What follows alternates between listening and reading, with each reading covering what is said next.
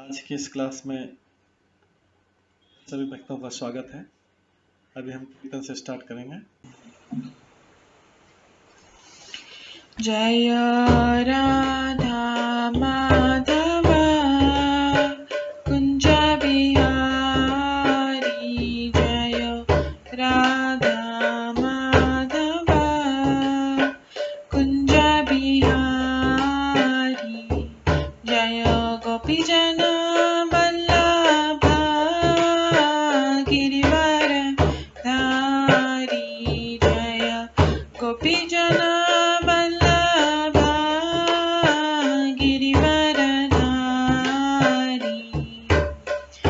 यशोदानन्दन व्रज जनरञ्जन, यशोदानन्दन व्रज जनरञ्जन, यमुनातीरवनचारि,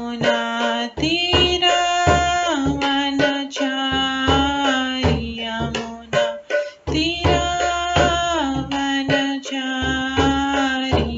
जय राधा माधव कुंज बिहारी, जय राधा माधव कुंज बिहारी। हरे कृष्णा कृष्णा कृष्णा हरे हरे, हरे राम राम राम हरे हरे, हरे कृष्णा कृष्णा कृष्णा हरे हरे, हरे राम राम राम हरे हरे, हरे कृष्णा कृष्णा कृष्णा हरे हरे, हरे राम राम राम हरे हरे, हरे कृष्णा कृष्णा कृष्णा हरे हरे, हरे राम राम राम हरे हरे, हरे कृष्णा कृष्णा कृष्णा हरे हरे, हरे राम राम राम हरे हरे, हरे कृष्णा कृष्णा कृष्णा हरे हरे, हरे राम राम राम हरे हरे, हरे कृष्णा कृष्णा कृष्णा हरे हरे, हरे राम राम राम हरे हरे, जय राधा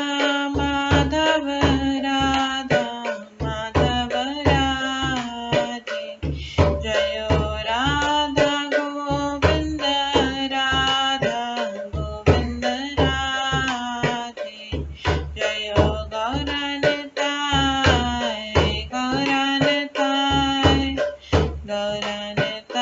जय गौरनिताय, जय जय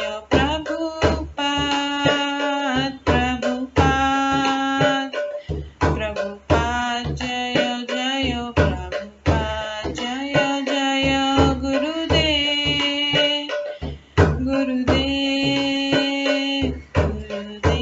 जय जय गुरुदेव, निताय गौर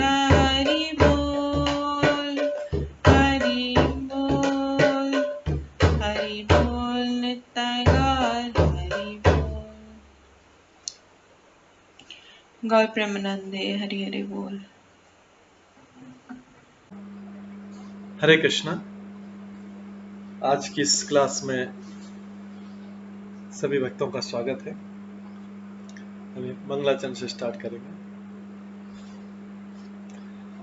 ॐ अज्ञानतिमिरन्धस्य ज्ञानाञ्जनशलाकया चक्षुरुन्मिलितं येन तस्मै श्रीगुरुवे नमः।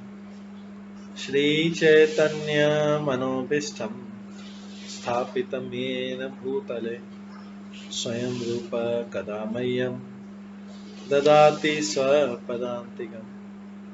वन्देऽहं श्रीगुरो श्रीयुतपदकमलं श्रीगुरुं वैष्णवांश्च श्रीरूपं साग्रजातं सहगण रघुनाथान्वितं तं सजीवं साद्वैतं सावधूतं परिजनसहितं कृष्णचैतन्यदेवं श्रीराधाकृष्णपादान् सहगण ललिता श्रीविशाखान्वितांश्च नमो विष्णुपदाय कृष्णपृष्ठाय भूतले श्रीमते भक्तिवेदांत स्वामिन्निति नामिने। नमस्ते सरस्वती देवे गौरवाणी प्रचारिणे निर्विशेष शून्यवादी पाश्चात्य देशातारिणे। वाञ्छाकल्पतरुभ्यश्च कृपा सिन्धुभ्येव च पतितानां पावनेभ्यो वैष्णवेभ्यो नमो नमः। जय श्री कृष्ण चैतन्य प्रभु नित्यानंद श्री अद्वैत गदाधर शिवासादि गौर भक्तवृंद। हरे कृष्णा कृष्णा कृष्णा हरे हरे, हरे राम राम राम हरे हरे। ओम नमो भगवते वासुदेवाय। ओम नमो भगवते वासुदेवाय। ओम नमो भगवते वासुदेवाय। नारायणं नमस्कृत्य नरं चैव नरोत्तमं देवीं सरस्वतीं व्यासं ततो जयमुदीरये। नष्टप्रायेषु भद्रेषु नित्यं भागवत सेवया भगवते उत्तम श्लोके भक्तिर्भवति नैष्ठिकी।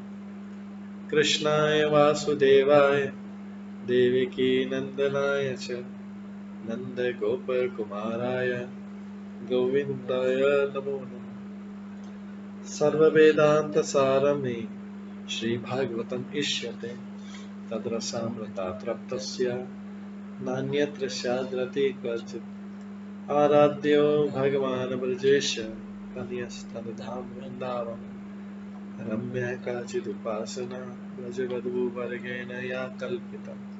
श्रीमद्भागवतं प्रमाणम् अमलं प्रेम कुमार्थमः श्रीचैतन्य महाप्रभुमतम् इदं तत्रादरो न परम्। मूकं करोति वाचालं पङ्गुलङ्घयते गिरिं यत्कृपातमहं वन्दे परमानन्दमाधवम्। हरे कृष्णा।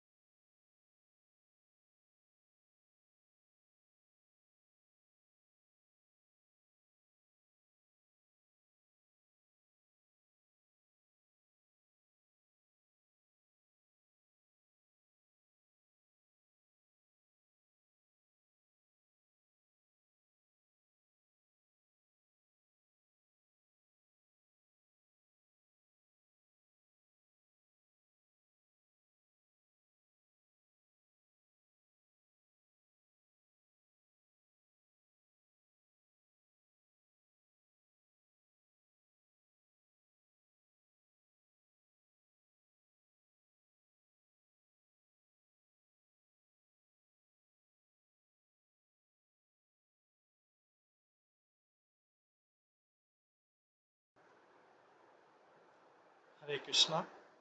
आज की इस क्लास में सभी भक्तों का स्वागत है।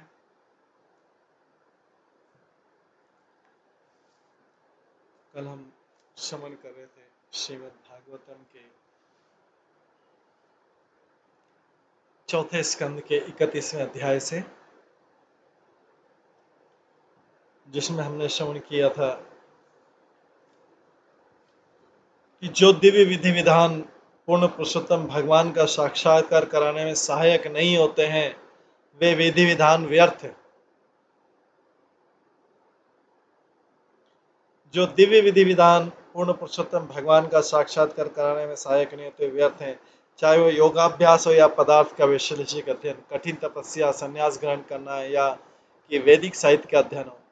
भले ही ये आध्यात्मिक प्रगति के महत्वपूर्ण पक्ष में क्यों न हो, किंतु जब तक कोई भगवान हरि को नहीं जान लेता है, ये सारी विधियां व्यर्थ।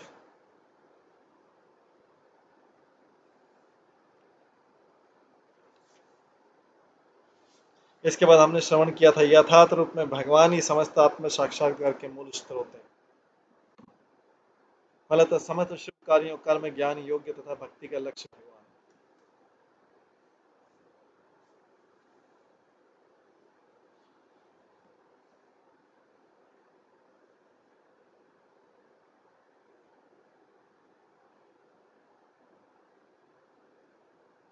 उसके बाद 14वें श्लोक में था, जिस तरह वृक्ष की जड़ को सींचने से तना, शाखाएं तथा टहनियां पुष्ट होती हैं, और जिस तरह पेट को भोजन देने से शरीर की इंद्रियां तथा अंग प्राणवान बनते हैं, उसी प्रकार भक्ति द्वारा भगवान की पूजा करने से भगवान के अंग रूप सभी देवता तुष्ट हो जाते हैं।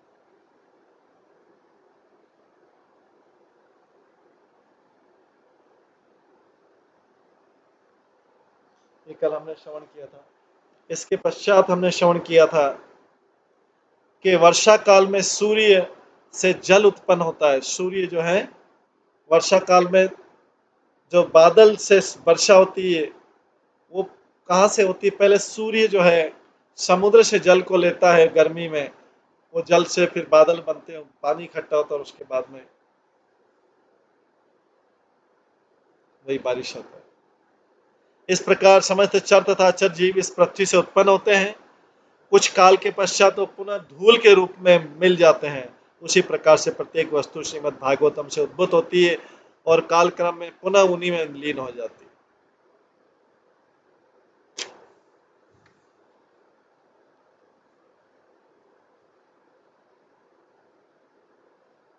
अल्प ज्ञान के कारण इन विशेषवादी समझ नहीं पाते कि किस प्रकार कोई वस्तु भगवान से निकलकर फिर उन्हीं में लीन हो जाती है। यस्य प्रभा प्रभतो जगदंड कोटि कोटिश्वशेष वसुधादि विभूति भिन्नम तद्ब्रह्म निष्कलमन्तम शेष भूतम गोविंदमादि पुरुषम तमं भजामि।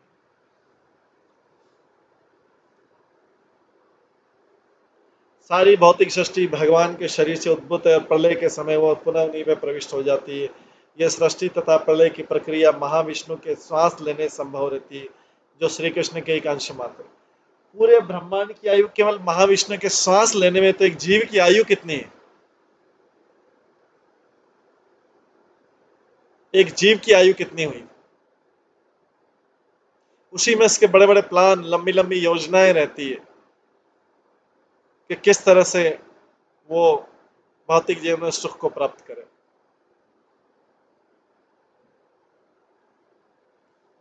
ये कल तक हमने सुना, आज इसके आगे का सुनेंगे। एतत् पदम तत् जगदात्मन परम सकृत विभातम सवितो यथा प्रभा यथा सब जागृति सुप्त शक्तियो द्रव्य क्रिया ज्ञान भिदा भ्रमत्य।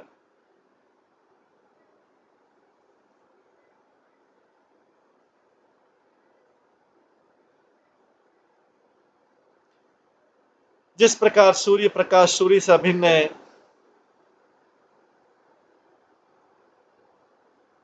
जिस प्रकार सूर्य प्रकाश सूर्य से अभिन्न है, उसी प्रकार ये दश जगत भी भगवान से अभिन्न है।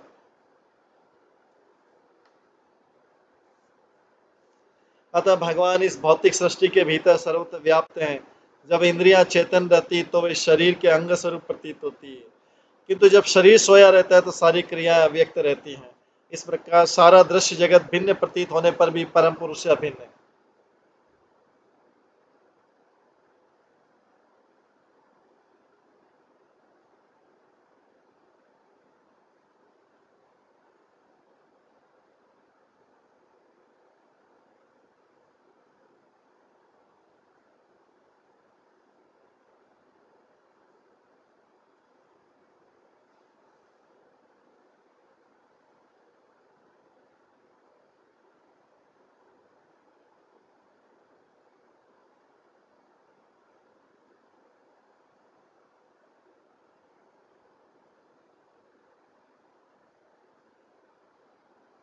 जिस प्रकार सूर्य प्रकाश सूर्य से अभिन्न है, उसी प्रकार दृश्य जगत भी भगवान से अभिन्न है। अतः भगवान इस भौतिक सृष्टि के भीतर सर्वत्र व्याप्त है। जब इंद्रियां चेतन रहती है तो वह शरीर के अंग स्वरूप प्रतीत होती है। जब इंद्रियां चेतन रहती हैं तो वे शरीर के अंग स्वरूप प्रतीत होती है, किंतु जब शरीर सोया रहता है तो सारी क्रियाएं अव्यक्त होती है। इस प्रकार सारा दृश्य जगत भिन्न प्रतीत होने पर भी परम पुरुष से अभिन्न।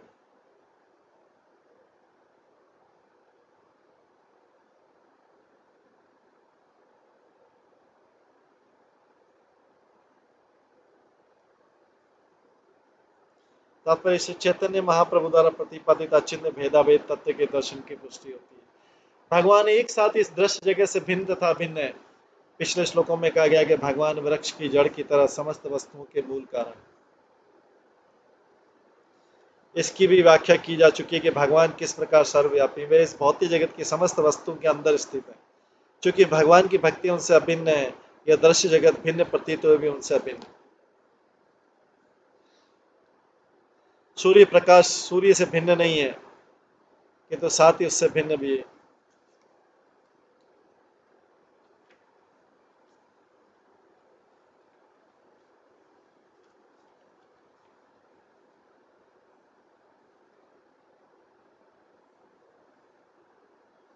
सूर्य प्रकाश सूर्य से भिन्न नहीं है, किंतु साथ ही उससे भिन्न भी है।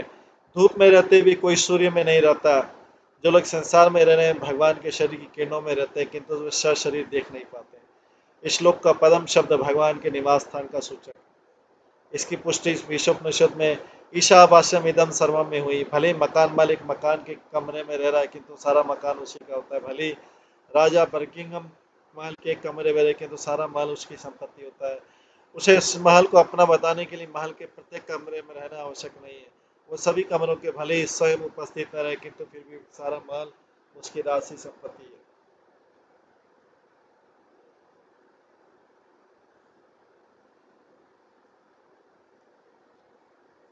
सूर्य प्रकाश प्रकाश है, सूर्य गोलक स्वयं प्रकाश है, सूर्यदेव प्रकाश है, किंतु सूर्य का प्रकाश और सूर्यदेव विवाह समान एक रूप नहीं है। एक साथ और एक भिन्न होने का यही अर्थ है। सूर्य का प्रकाश और सूर्यदेव सूर्य का प्रकाश भी प्रकाश है, सूर्य गोलक भी स्वयं प्रकाश में, सूर्यदेव भी प्रकाश है, किंतु सूर्य का प्रकाश और सूर्यदेव विवाह समान एक रूप नहीं, एक साथ एक और भिन्न होने का अर्थ है अचिंत्य भेदाभेद। सभी ग्रह सूर्य प्रकाश पर निर्भर करते हैं, सूर्य के ताप से अपनी अपनी कक्षाओं में घूमते हैं।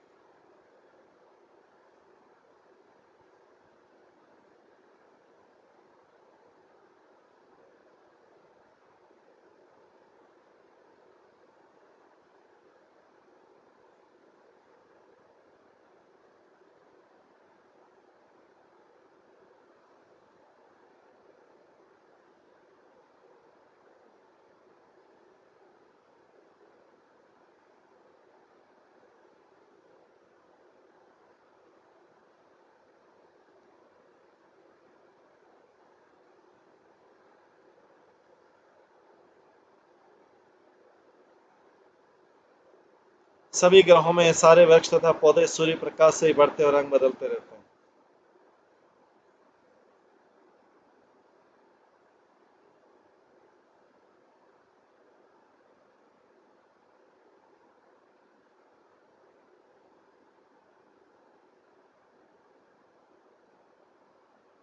सभी ग्रहों में सारे वृक्ष तथा पौधे सूर्य प्रकाश से बढ़ते और रंग बदलते। सूर्य की किरणें होने के कारण सूर्य प्रकाश से अभिन्न है।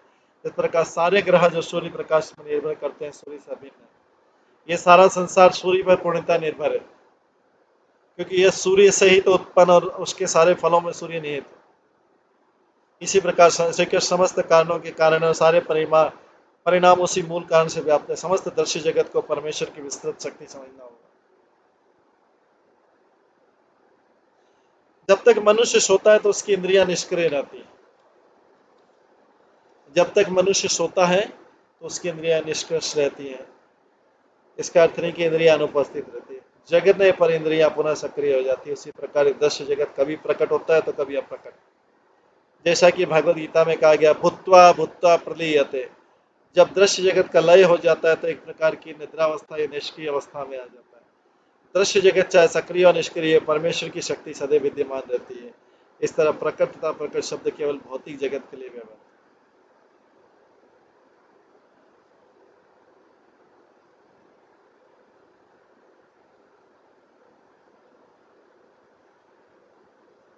यथा नभसि अप यथा नभसि अवृतमा प्रकाशा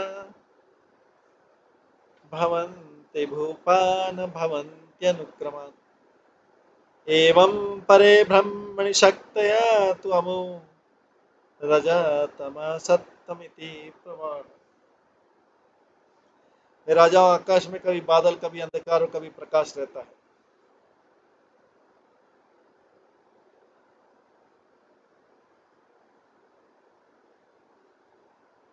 हे राजाओं, नारद मुनि कह रहे हैं, राजाओं प्रचेताओं को बोले, राजाओं आकाश में कभी बादल, कभी अंधकार और कभी प्रकाश रहता है। इनका प्राकट्य एक क्रम से होता रहता है। इस तरह सतो रजो तथा तमोगुण पर ब्रह्म में क्रमशः शक्ति के रूप में प्रकट होते हैं। कभी प्रकट होते हैं, कभी लुप्त होते हैं।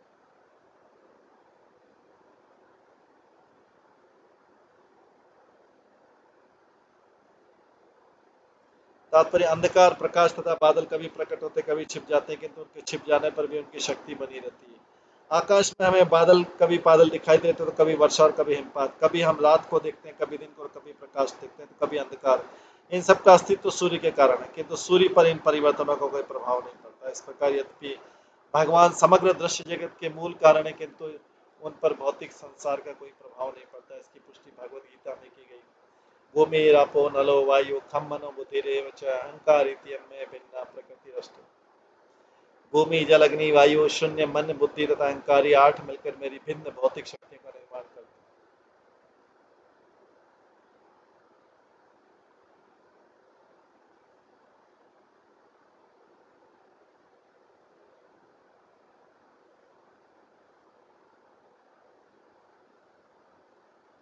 यद्यपि भौतिक तत्व भगवान की शक्ति, किंतु वे पृथक पृथक है।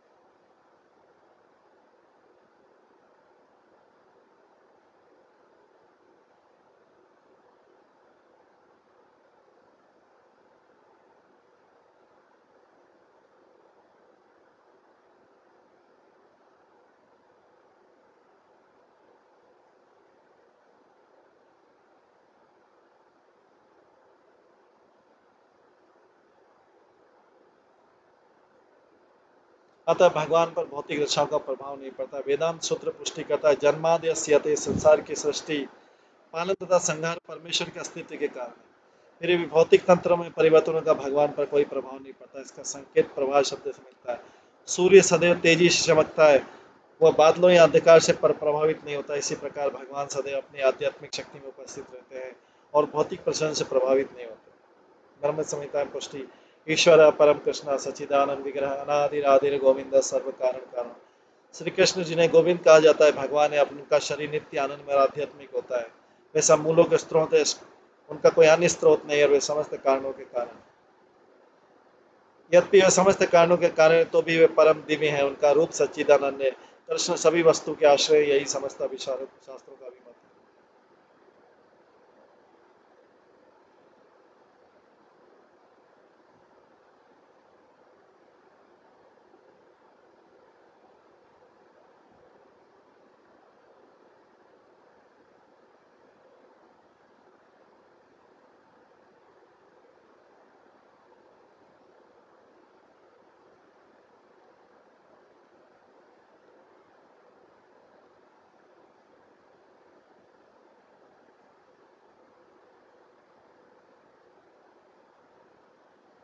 यद्यपि वे समस्त कारणों के कारण तो भी वे परम, और उनका रूप सच्चिदानंद है। कृष्ण सभी वस्तुओं के आश्रय, और यही समस्त शास्त्रों का भी मत है। इस दृश्य जगत का दूरस्थ कारण कृष्ण तथा निकटस्थ कारण प्रकृति है।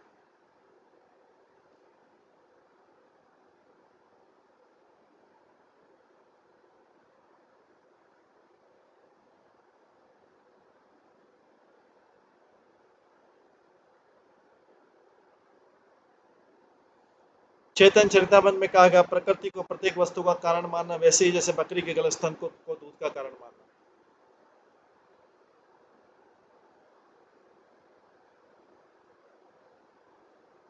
यद्यपि भौतिक प्रकृति इस दृश्य जगत का निकटस्थ कारण है, किंतु मूल कारण तो नारायण अथवा कृष्ण है। कुछ लोग मिट्टी के पात्र का कारण मिट्टी को मानते हैं। हम कुम्हार के चाक में प्रचुर मिट्टी को देखते हैं, जिसके कारण अनेक पात्र बनाए जाते हैं। और यद्यपि अल्पज्ञानी व्यक्ति कहेंगे कि पात्र का कारण चाक के ऊपर रखी हुई मिट्टी है, यदि अल्पज्ञानी व्यक्ति कहेंगे कि पात्र का कारण चाक के ऊपर रखी हुई मिट्टी है, किंतु जो ज्ञान में बड़े चढ़े हुए कुम्हार आदि को कारण मानते हैं।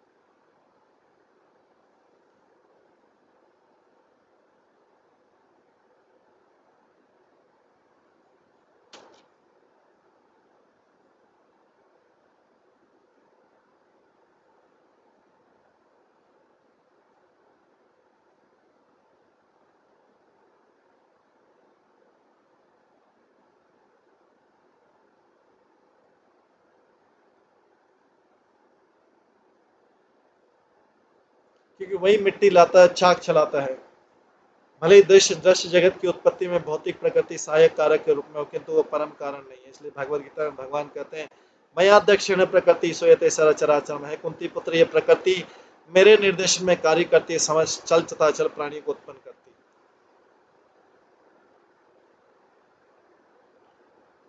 परमेश्वर भौतिक शक्ति पर अपनी दृष्टि डालते हैं और उस चितवन से प्रकृति के तीनों गुण उद्वेलित होते हैं। फिर सृष्टि उत्पन्न होती है। निष्कर्ष है कि प्रकृति इस भौतिक जगत का कारण नहीं है, परमेश्वर ही समस्त कारणों के कारण है।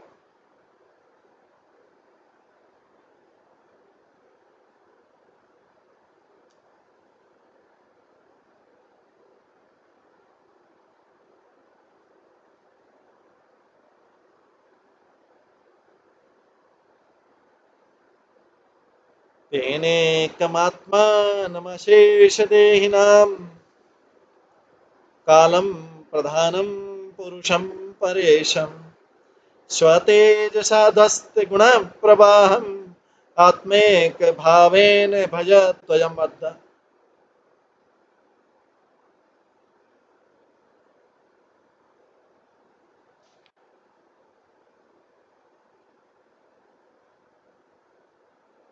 चूंकि परमेश्वर समस्त कारणों के कारण है, अतः वे समस्त जीवों के परमात्मा है।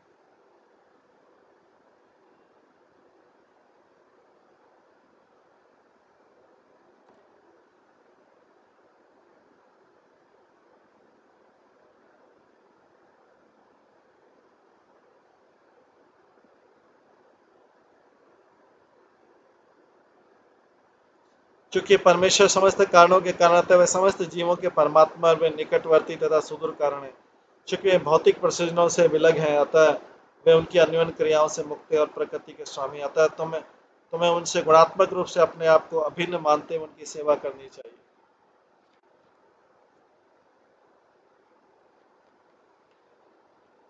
वैदिक परिगणना के अनुसार सृष्टि के तीन कारण है। काल अवयव सृष्टि करता है, तीनों मिलकर तृतीयात्मक अर्थात तीन कारण कहलाते हैं। इन्हीं तीन कारणों से संसार की सारी वस्तुएं उत्पन्न होती है।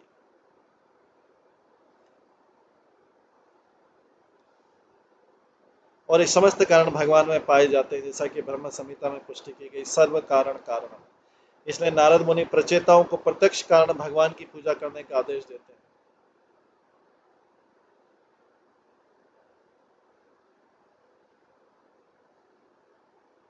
जैसा कि पहले कहा जा चुका है, वृक्ष की जड़ सींचने से वृक्ष के सारे अंग अनुप्राणित होते हैं। नारद मुनि के उपदेश के अनुसार मनुष्य को सीधे भक्ति में लगना चाहिए।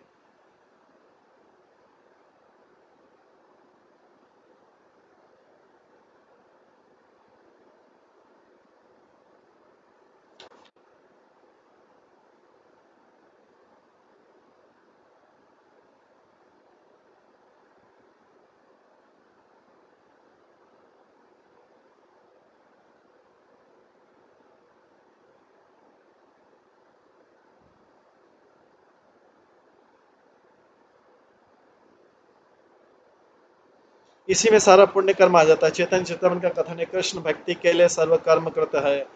जब कोई भक्ति में परमेश्वर कृष्ण की पूजा करता है तो स्वतः अन्य सारे पुण्य कर्म करता है। इस श्लोक में स्वतेजसा ध्वस्त गुण प्रवाह पदतिन मत पुण्य, भगवान कभी भौतिक गुणों से प्रभावित नहीं होते।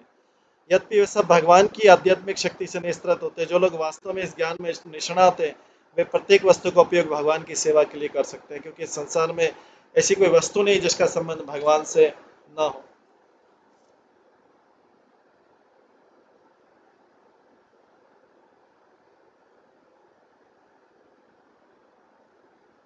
दया सर्वभूतेषु संतिष्ठा येन केन वा सर्वेन्द्रियोपशांत्या च तुष्यति आशु जनार्दन। समस्त जीवों पर दया करने से, येन केन प्रकार से संतुष्ट रहने से, सभी इंद्रियों को वश में करने से मनुष्य भगवान जनार्दन को बहुत शीघ्र संतुष्ट कर सकता है।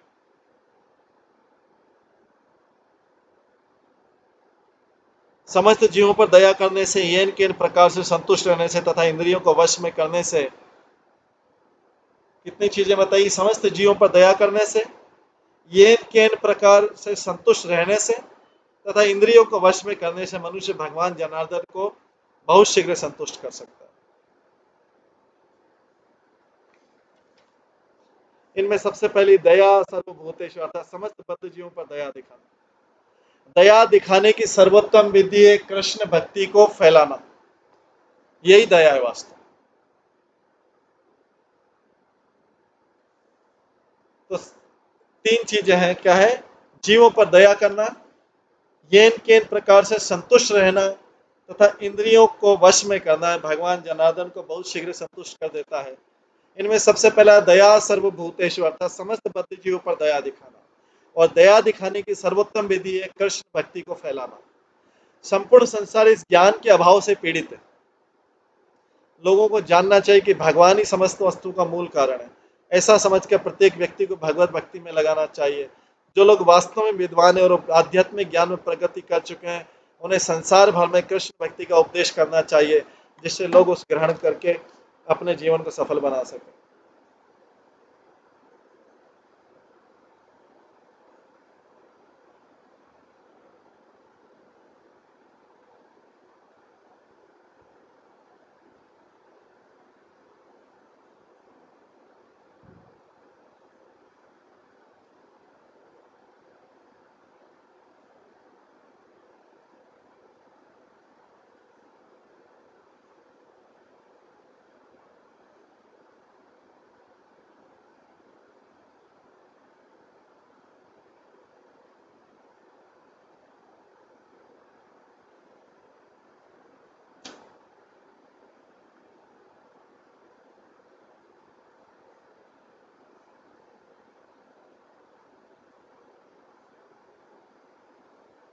लोगों को जानना चाहिए कि भगवान ही सभी वस्तु का मूल कारण है। ऐसा समझ कर प्रत्येक व्यक्ति को भगवत भक्ति में लग जाना चाहिए। जो लोग वास्तव में विद्वान हैं और आध्यात्मिक ज्ञान में प्रगति कर चुके हैं, उन्हें संसार भर में कृष्ण भक्ति का उपदेश करना चाहिए, जिससे लोग उसे ग्रहण करके अपने जीवन को सफल बना सके।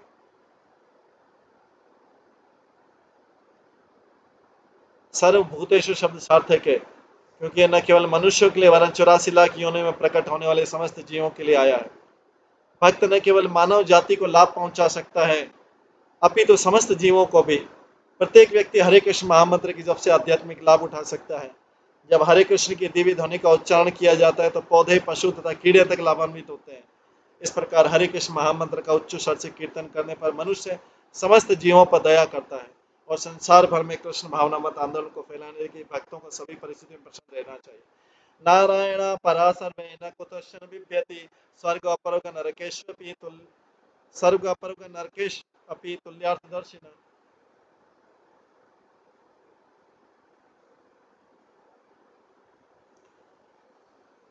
भक्त को उपदेश कार्य करने के लिए यदि नरक भी जाना पड़े, भक्त को उपदेश का कार्य करने के लिए यदि नरक भी जाना पड़े तो उसे परवाह नहीं होती। यदि भगवान वैकुंठ में किंतु एक सुअर के शरीर में भी वास कर सकते हैं, नरक में उपदेश करते हुए शुद्ध भक्त शुद्ध बना रहता है, क्योंकि वह निरंतर भगवान की संगति में रहता है। इस दशा को प्राप्त करने के लिए मनुष्य को अपनी इंद्रियां वश में रखनी होती है। जब उसका मन भगवत भक्ति में रत होता है तो इंद्रियां स्वतः वश में हो जाती है। अपत अपहत सकलेशणमल्लात्मनि अविरतम मेधित भावना उपहत निज जन्मशगत्मात्मना यनो न सरति छिद्रवत अक्षर सतामहि। समस्त इच्छाओं के दूर हो जाने से भक्तगण समस्त मानसिक विकारों से मुक्त हो जाते हैं। समस्त इच्छाओं के दूर होने से भक्तगण समस्त मानसिक विकारों से मुक्त हो जाते हैं। इस तरह वे भगवान का निरंतर चिंतन कर सकते हैं और उनको भावपूर्वक संबोधित कर सकते हैं। भगवान अपने को अपने भक्तों के वश में जानते हुए उन्हें क्षण भर के लिए भी नहीं छोड़ते। भगवान अपने को अपने भक्तों के वश में जानते हुए उन्हें क्षण भर के लिए भी नहीं छोड़ते। जिस प्रकार सिर के ऊपर का आकाश कभी अदृश्य नहीं होता, भगवान अपने को भक्तों के वश में जानते हुए उन्हें क्षण भर के लिए भी नहीं छोड़ते।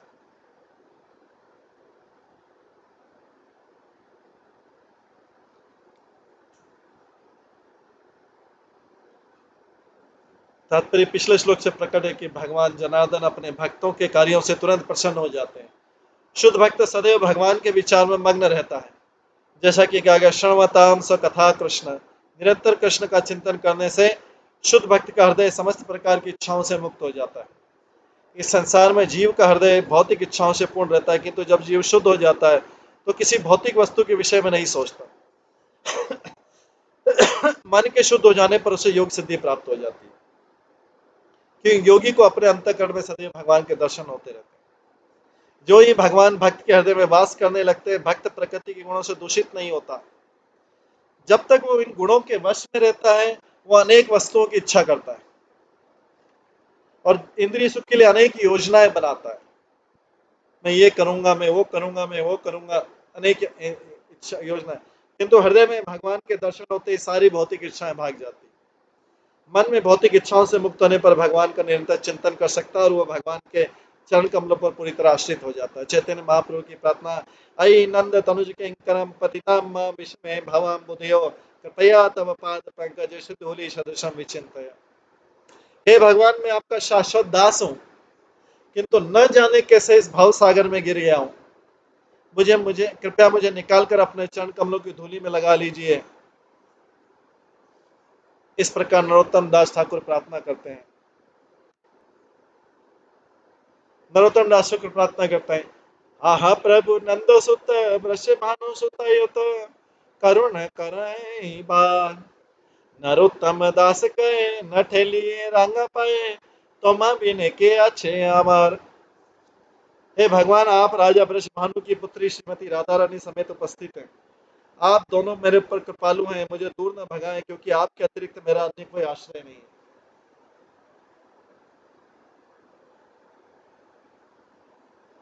इस प्रकार भगवान अपने भक्तों पर आश्रित हो जाते हैं। यद्यपि भगवान अजय हैं, किंतु अपने भक्तों द्वारा जीत लिए जाते हैं। वे अपने भक्त पर आश्रित होकर उसी प्रकार प्रसन्नता का अनुभव करते हैं जिस प्रकार श्री कृष्ण माता यशोदा की कृपा पर आश्रित रहकर करते हैं। वे अपने भक्तों के वश में सोचकर अत्यंत प्रसन्न होते हैं। राजा कभी कभी विदूषक रख लेता है और परिहास में कभी कभी राजा का अपमान भी हो जाता है।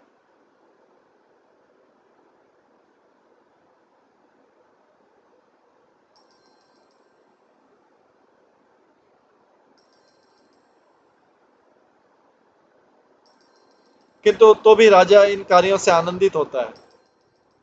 कभी कभी राजा विदूषक रख लेता है और परिहास में कभी कभी राजा का अपमान भी होता है, किंतु जो भी इन राजा के इन कार्यों से आनंदित होता है, प्रत्येक व्यक्ति अत्यंत सम्मान पूर्वक भगवान की पूजा करता है। अतः कभी कभी भगवान अपने भक्तों की प्रताड़ना का भी आनंद लेना चाहते हैं। इस प्रकार भगवान उनके भक्तों का शाश्वत संबंध स्थिर हो जाता है, जिस प्रकार सिर के ऊपर आकाश।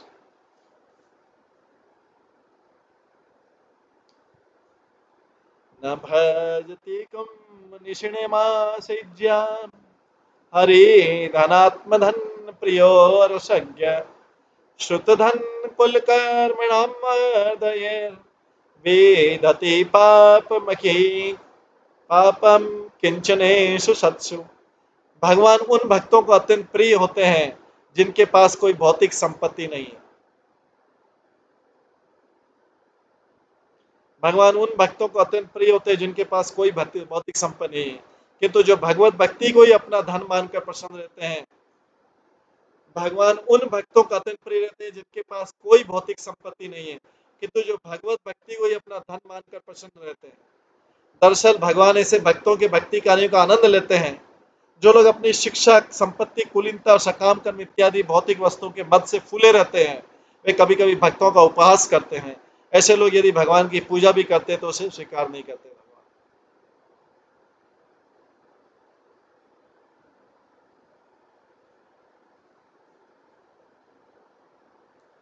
तात्पर्य भगवान अपने शुद्ध भक्त पर आश्रित हैं, वे अभक्तों के भेंटे तक स्वीकार नहीं करते। शुद्ध भक्त वह जो अनुभव करता है कि उसके पास कोई भौतिक वस्तु नहीं है। भक्त सदैव भगवान के भक्ति रूप धन से प्रसन्न रहता है। भक्त कभी कभी भौतिक दृष्टि से निर्धन प्रतीत होते हैं, किंतु आध्यात्मिक रूप से उन्नत तथा संपन्न होने के कारण भगवान को अत्यंत प्रिय होते हैं।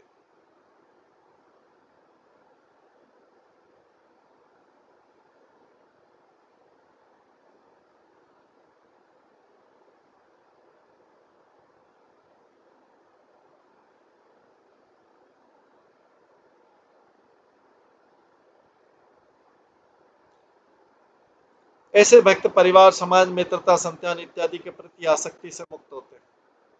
वे इन समस्त भौतिक वस्तुओं के प्रेम को त्याग कर भगवान के चरण कमलों की शरण ग्रहण कर सदैव प्रसन्न रहते हैं। भगवान भी अपने भक्त की स्थिति को समझते हैं। यदि कोई शुद्ध भक्त का उपहास करता है तो भगवान के द्वारा कभी अपनाया नहीं जाता है। दूसरे शब्दों में, यदि कोई शुद्ध भक्त का अपमान करता है तो भगवान उसे क्षमा नहीं करते। इतिहास में इसके अनेक उदाहरण मिलते हैं। महान योगी दुर्वासा मुनि ने परम भक्त अम्बरीश महाराज का अपमान किया था। भगवान ने अपने सुदर्शन चक्र से दुर्वासा को दंड दिया। यद्यपि वो परम योगी सीधा भगवान के पास गया, किंतु उसे क्षमा नहीं मिली। जो लोग मोक्ष के पथ पर, उन्हें सावधान रहना चाहिए कि शुद्ध भक्त का कभी अपमान न करें।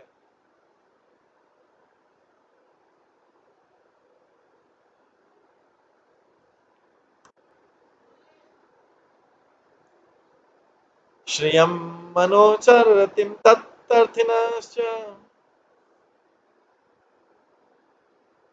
द्विपत्पतीन् विबुधान् च यत्सपूर्ण न भजते निज प्रत्यवर्गतंत्र कथम ममुमा विसृजेत पुमान कृतज्ञ। यद्यपि भगवान आत्मनिर्भर है, किंतु भक्तों पर आश्रित हो जाते हैं।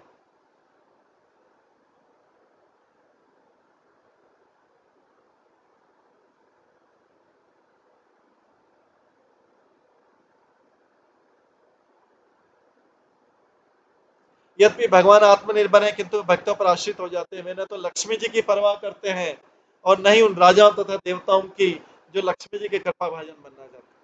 भगवान अगर आत्मनिर्भर है, जब भक्तों पर आश्रित हो जाते हैं तो लक्ष्मी जी की परवाह भी नहीं करते और न उन राजाओं की तथा देवताओं की जो लक्ष्मी जी की कृपा भाजन है।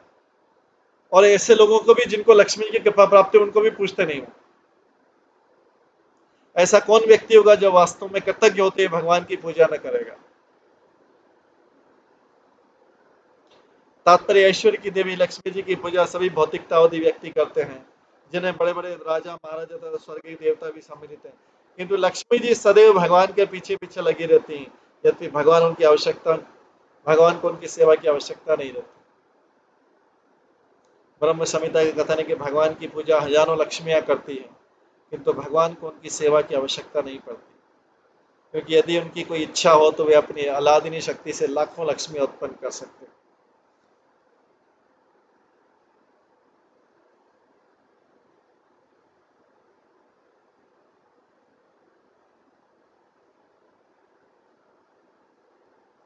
किंतु वही भगवान अहेतु की कृपावश अपने भक्तों के आश्रित बन जाते हैं।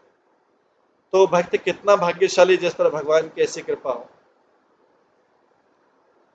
ऐसा कौन कृतज्ञ भक्त होगा जो भगवान की पूजा और भक्ति नहीं करने लगेगा। वास्तव में भक्त क्षण भर के लिए भी भगवान के प्रति अपनी कृतज्ञता को नहीं भूल सकता। वास्तव में भक्त जो है क्षण भर के लिए भी भगवान के प्रति अपनी कृतज्ञता को नहीं भूल सकता। भगवान कितना कृतज्ञ। श्री विश्वनाथ ठाकुर कहते हैं कि भगवान तथा उनका भक्त दोनों ही रसज्ञ होते हैं। भगवान तथा भक्त के पारस्परिक संबंध को कभी भौतिक नहीं समझना चाहिए, यह दिव्य होता है। दिव्य अनुभूतियां भाव, अनुभव, स्थायी भाव इत्यादि 8 प्रकार की हैं, जिनकी व्याख्या भक्ति रसायन सिंधु में की गई। जो लोग कृष्ण भगवान तथा जीव की स्थिति से अनजान है, जो कृष्ण भगवान तथा जीव की स्थिति से अनजाने में भक्त तथा भगवान की पारस्परिक आसक्ति को भौतिक शक्ति द्वारा उत्पन्न मानते हैं, वास्तव में यह आसक्ति भगवान उनके भक्त दोनों के लिए प्राकृतिक है, इसे भौतिक नहीं माना जा सकता है।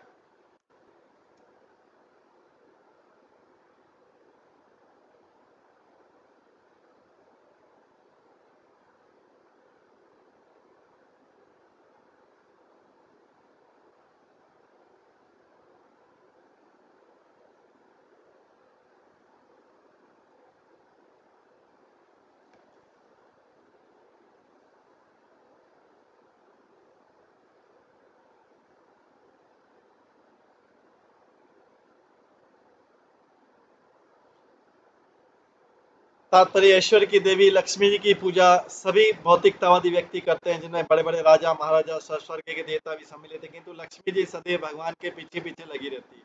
यद्यपि भगवान को लक्ष्मी जी की सेवा की आवश्यकता नहीं रहती है।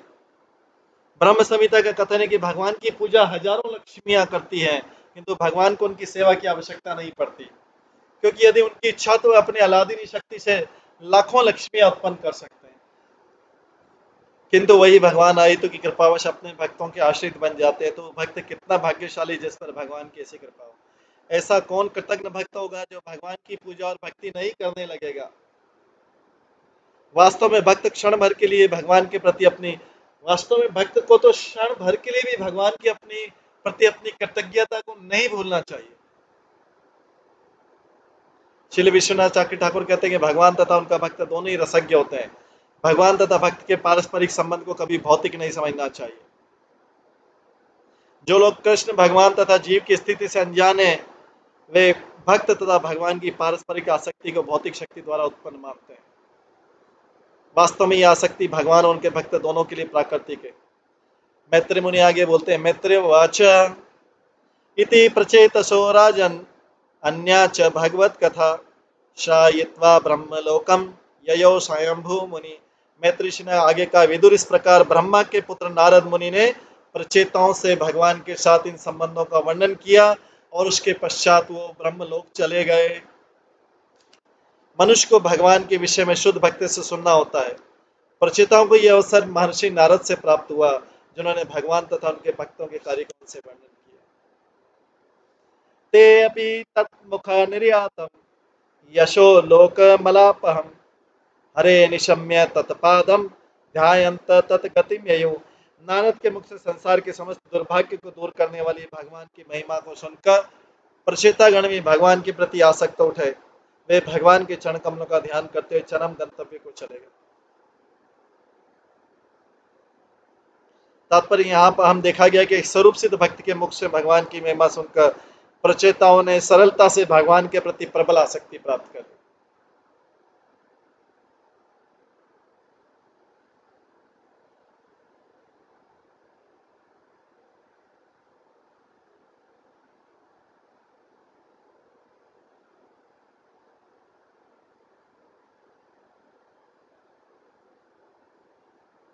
हाँ, यहाँ पर देखा गया कि एक स्वरूप सिद्ध भक्त के मुख से भगवान की महिमा सुनकर प्रचेताओं ने सरलता से भगवान के प्रति प्रबल आसक्ति प्राप्त कर ली। फिर अपने जीवन के अंत में भगवान के चरण कमलों का ध्यान करते हुए परम धाम विष्णु लोक को चले गए। यह निश्चित है कि जो कोई भगवान की महिमा का श्रवण करता है और उनके चरण कमलों का चिंतन करता है, वो इस परम धाम को प्राप्त करेगा। भगवद गीता में भगवान कृष्ण कहते हैं, मन मना भाव मत भक्तो मध्याजी माम नमस्कुरु माम एव सति सत्यम ते प्रति जानो प्रियसी में। सदैव मेरा चिंतन करो, मेरे भक्त बनो, मेरी पूजा करो और मुझे ही नमस्कार करो। इस प्रकार से तुम निश्चित रूप से मेरे पास आओगे। मैं तुम्हें वचन देता हूँ कि तुम मेरे अत्यंत प्रिय मित्र हो। एतत्ते अभीतम क्षतः यत माम त्वं परिपृष्टवान् प्रचेतसाम नारदस्य संवाद हरि कीर्तनम। हे विदुर, मैंने तुम्हें सब कुछ सुना दिया जो तुम नारद तथा प्रचेताओं के भगवत कथा संबंधी वार्तालाप के विषय में जानना चाह रहे थे, और जहां तक संभव था मैंने तुम्हें बता दिया। तात्पर्य श्रीमद् भागवतम में भगवान तथा भक्तों की महिमा का वर्णन है। क्योंकि समग्र विषय ही भगवान की महिमा आता, उसमें उन भक्तों की महिमा सता आ जाती है। अंत में सुखदेव गोस्वामी कहते हैं, ये एष उत्तान पाद मानवस्य अनुवर्णितः वंश प्रिय व्रतस्यपि निबोध नृपसत्तम।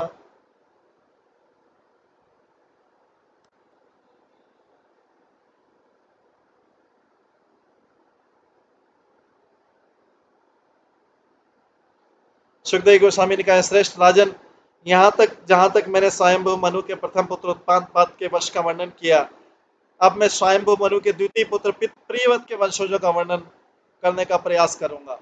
कृपया ध्यान पूर्वक सुनिएगा। तो अभी उत्तान पाद के वंश का वर्णन, ध्रुव महाराज राजा उत्तान पाद के पुत्र थे, और जहां तक ध्रुव महाराज या राजा उत्तान पाद के वंशजों का संबंध है, उनके कार्यकलापों का वर्णन प्रचेताओं तक किया जा चुका।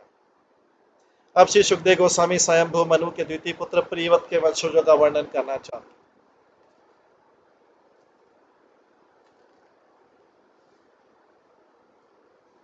यह नारदात आत्मविद्याम अधिगम्य पुनः महिम भुक्त्वा विभज्य पुत्रेभ्य ऐश्वरम समागात पदम। यद्यपि महाराज प्रियव्रत ने नारद मुनि से उपदेश प्राप्त किया था, तो भी वे पृथ्वी पर राज्य करने में संलग्न हुए। भौतिक संपत्ति का पूर्ण भोग कर चुकने के बाद उन्होंने उसे अपने पुत्रों में बांट दिया। तब उन्हें वो पद प्राप्त हुआ जिससे वे भगवत धाम को लौट सके।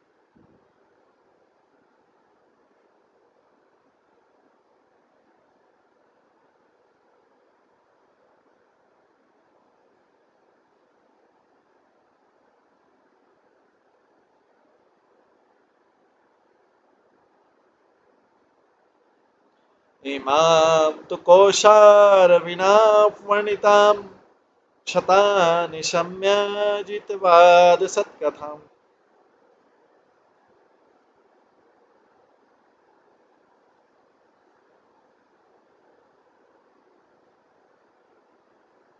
प्रवर्त भाव शुक्लाकुल मनो मुने दधार मूर्धना चरणम हृदारे। हे राजन, इस प्रकार मैत्री मुनि से भगवान तथा उनके भक्तों की दिव्य कथाएं सुनकर विदुर भाव विभोर उठे। आंखों में आंसू भरकर वे तुरंत अपने गुरु के चरण कमलों पर गिर पड़े। तब उन्होंने अपने अंतःकरण में भगवान को स्थिर कर लिया। विदुर भाव विभोर उठे, भगवान की कथा को सुनकर आंखों में आंसू भरकर वे तुरंत अपने गुरु के चरण कमलों पर गिर पड़े। तब उन्होंने अपने अंतःकरण में भगवान को स्थिर कर लिया। तात्पर्य महान भक्तों की संगति का लक्षण है। भक्त किसी मुक्तात्मा से आदेश ग्रहण करता है, दिव्य आनंद में विभोर उठता है। तो यहाँ पे मैत्री मुनि से भगवान तथा उनके भक्तों की दिव्य कथाएं सुनकर विदुर भाव विभोर उठे, उनकी आंखों में आंसू भर गए और वे तुरंत अपने गुरु मैत्री के चरण कमलों पर गिर पड़े और उन्होंने अपने अंतःकरण में भगवान को स्थिर कर दिया। जैसा कि प्रहलाद महाराज कहते हैं, नेशां मतिस्ता दुरुवक्त्रमांगिंग्र स्पर्शत्यंतार्थ पगमो यदर्थ महीयसां पादरजोऽभिषेकं निष्किंचनानां न वर्णित्यावत्। महान भक्त के चरण कमलों का स्पर्श किए बिना कोई पूर्ण भक्त नहीं बन सकता। जिसको इस भौतिक जगत से कुछ लेना देना ही नहीं रहता, वो निष्किंचन कहलाता है। आत्म साक्षात्कार तथा भगवत धाम वापस जाने का अर्थ है प्रामाणिक गुरु की शरण में जाना और अपने सिर पर उनकी चरण रज को धारण करना। इस प्रकार मनुष्य दिव्य साक्षात्कार के पथ पर आगे बढ़ जाता है। विदुर का मैत्र से ऐसा ही संबंध था, फलतः उसे वांछित फल मिला। अभी बोलते हैं विदुरवाच स्वयं मध्य महायोगिन भवता करुणात्मना दर्शित तमस पार यत्र किंचन गहरी। विदुर ने कहा, है परम योगी, हे भक्तों में महान मैत्रेय, आपने हेतु की कृपा से मुझे इस अंधकार रूपी संसार से मोक्ष पथ का प्रदर्शित किया, बाहर निकलने का रास्ता बताया। इस भौतिक संसार से मुक्त पुरुष इस पथ पर चलकर संसार से भगवान के धाम को जा सकते। तात्पर्य भौतिक संसार तमह या अंधकार कहलाता है और आध्यात्मिक जगत प्रकाश कहलाता है। वेदों का आदेश है प्रत्येक व्यक्ति को अंधकार से निकलकर प्रकाश के साम्राज्य में जाने का प्रयास करना चाहिए। उस प्रकाश के साम्राज्य की जानकारी स्वरूप सिद्ध व्यक्ति की कृपा से प्राप्त की जा सकती है। मनुष्य को भौतिक इच्छाओं का परित्याग भी करना होता है। इन इच्छाओं से छुटकारा पाते ही तथा मुक्त पुरुष की संगति प्राप्त पाने से ही भगवत धाम जाने का मार्ग साफ हो जाता है। अंतिम 2 श्लोकों में सुखदेव गोस्वामी कहते हैं, ये इस चौथे स्कंद के अंतिम 2 श्लोक हैं, 30 और 31। इसमें सुखदेव गोस्वामी कहते हैं, इति आनम्यतमामन्त्र्य विदुरो गजसायम स्वानाम दिदक्षु प्रयोग ज्ञातिनाम निवृत्ताशय। सुखदेव गोस्वामी ने कहा, इस प्रकार मैत्रेय मुनि को नमस्कार करके और उनसे अनुमति लेकर भौतिक इच्छाओं से रहित विदुर ने अपने परिजनों से मिलने के लिए हस्तिनापुर में प्रस्थान किया।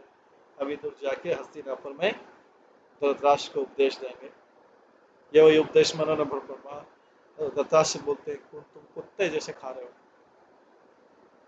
धृतराष्ट्र का बहुत अपमान कर देंगे, जैसे धृतराष्ट्र सुख से बैठा था, अपने भतीजों क्या खा रहा था, अभी सुख से उसको विदुर महाराज बोलेंगे, जाओ क्या खा रहे हो, इन्हीं के प्रति तो द्वेष किया था तुमने, इन्हीं के प्रति तो ईर्ष्या किया था, अब उन्हीं क्या खा रहे हो। इस तरीके से उनको अपमानित करके तब जाके उनको अक्ल आएगी और जाके अपमानित होगा चाहे, लेकिन वो हिमालय की तरफ चले जाए। कई बार ऐसा अपमानित करना पड़ता है क्योंकि व्यक्ति इतना आसक्त इतना धृतराष्ट्र इतना आसक्त हो गया था कि उसको धक्के मार के ऑलमोस्ट घर से निकाला। तो ये विदुर ने किया काम। तो तात्पर्य, जब संत पुरुष अपने परिजनों से मिलना चाहते हैं तो उनके मन में उनकी भौतिक इच्छा मिलने से भौतिक इच्छा नहीं रहती है मिलने की, वे केवल उन्हें उपदेश देना चाहते हैं, वे केवल उन्हें उपदेश देना चाहते हैं जिससे वे लोग लाभान्वित हो सके। विदुर का संबंध कौरव के राजघराने से था, यद्यपि वे जानते थे कि परिवार के सारे लोग कुरुक्षेत्र में मारे जा चुके हैं, तो भी अपने बड़े भाई धृतराष्ट्र के लिए देखने के लिए मिलना चाह रहे थे कि माया के चंगुल से उद्धार हो पाया नहीं हो पाया। उद्धार अभी धृतराष्ट्र अभी आसक्ति से निकल पाया नहीं निकल पाया। जब विदुर जैसे संत पुरुष अपने परिजन से मिलना चाहता है, उसकी एकमात्र अभिलाषा क्या रहती है, उसको उन सबको माया के चंगुल से उद्धार करना। तो विदुर के अपने परिजनों से संबंधी से मिलने की इच्छा नहीं थी, फिर भी गए। तो लिखा है कि उनके परिजनों से मिलने की इच्छा भौतिक इच्छा नहीं है, वो उनको सबको माया के चंगुल से उद्धार करना चाह रहे, उनको धक्का मार के चाहे कठोर शब्द बोलना पड़े उनको बाहर निकालना चाह रहे। इस प्रकार विदुर ने अपने गुरु को सादा नमस्कार किया और कौरवों के राज्य में स्थित हस्तिनापुर के लिए प्रस्थान किया। तो कई बार कठोर शब्द भी उपयुक्त है जब व्यक्ति को आसक्ति से बाहर निकालना रहे, तो जबको उसको दुख नहीं होगा, वो सुख में डूबा हुआ, उसको दुख नहीं होगा, बाहर कैसे निकलेगा। लास्ट श्लोक के इस अध्याय का, एतत् यः शृणुयात् राजन् राज्ञां हरि अर्पितात्मनाम् आयु धनम यशः स्वस्ति गतिम ऐश्वर्यम आपनुयात्।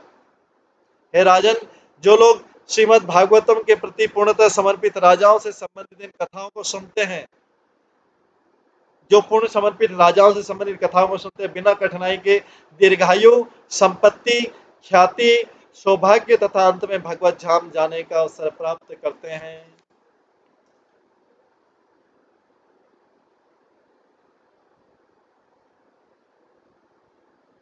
इस प्रकार से मैत्रेय मुनि विदुर को एक कथा सुनाते हुए इसको प्रचेताओं का जो नारद मुनि का उपदेश है उसको यहीं पे समाप्त करते हैं। इस तरीके से चौथा अध्याय का चौथे स्कंद का 31वां अध्याय समाप्त हुआ और चौथा स्कंद भी समाप्त हुआ। इसके आगे का जो है हम कल की क्लास 5वां स्कंद जो है कल की क्लास में श्रवण करेंगे। हरे कृष्णा। सभी भक्तों का बहुत बहुत धन्यवाद। सभी भक्तों के लिए एक बार हरे कृष्ण महामंत्र का जप करते हैं। हरे कृष्णा कृष्णा कृष्णा हरे हरे, हरे राम राम राम हरे। श्रीमद् भागवतम महापुराण की जय। श्रील प्रभुपाद की जय। सभी भक्त गणों की जय। हरे।